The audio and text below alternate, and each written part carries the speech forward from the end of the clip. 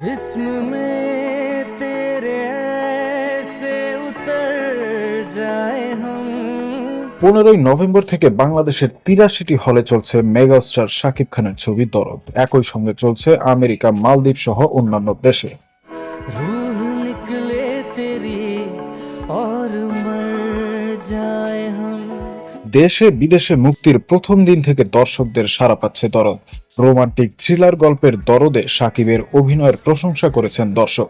অধিকাংশ দর্শক বলেছেন, এ কোন শাকিব খান। দেশের রাজনৈতিক স্থবিরতার মধ্যেও প্রথম দিন থেকে সিনেপ্লেক্স থেকে সিঙ্গেল স্ক্রিন সবখানে দরদের দর্শক উপস্থিতি চোখে পড়ার মতো ছিল। এদিকে দরদ মুক্তির সময় বরবাদের শুটিংয়ে মুম্বাই ছিলেন শাকিব খান। সামাজিক যোগাযোগ মাধ্যম এবং সংবাদ মাধ্যমের কল্যাণে দর্শকদের দরদ উন্মাদনা দেখছিলেন তিনি। নিজেও অপেক্ষায় ছিলেন দেশে ফিরে বড় পর্দায় ছবিটি উপভোগ করবেন। এবার প্রেক্ষাগৃহে যাচ্ছেন শাকিব খান। 22 নভেম্বর শুক্রবার সন্ধ্যায় রাজধানীর সিনেপ্লেক্সের একটি ব্রাঞ্চে শাকিব খানের ব্যবসায়িক প্রতিষ্ঠান রিমার খালানের সৌজন্যে দরদের একটি স্পেশাল স্ক্রিনের আয়োজন করা হয়েছে। এ কারণে সিনেপ্লেক্সের 3 হলের সব টিকিট আগেই কিনে ফেলা হয়েছে। খোঁজ নিয়ে জানা যায়, শাকিব খান ছাড়াও বাংলাদেশের ছবি জঙ্গনের অনেকে এই স্পেশাল স্ক্রিনিং এ উপস্থিত থাকবেন। ছবিটি উপভোগ করবেন এই সুপারস্টার, তার অনুভূতি এবং সিনেমা কর্ম পরিকল্পনা জানাবেন।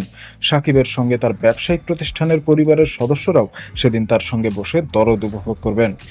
দেশের রাজনৈতিক পরিস্থিতি স্থবিরতা বিরাজ করলেও দর্শক সিনেপ্লেক্স থেকে সিঙ্গেল স্ক্রিনে দরদ দেখতে যাচ্ছেন। এ কারণে তাদের কাছে কৃতজ্ঞতা প্রকাশ করে শাকিব বলেন, প্রথম দিন থেকে দরদ দেখতে প্রেক্ষাগৃহে ছুটে আসছে দর্শক, তাদের কাছে আমরা অসীম কৃতজ্ঞতা। খেয়াল করেছি বিভিন্ন সংবাদ মাধ্যমে ইন্টারভিউয়ে দর্শকদের অনুভূতি, সাধারণ দর্শকদের পাশাপাশি সাকিবিয়ানদেরও দরদ ভরা ভালোবাসা।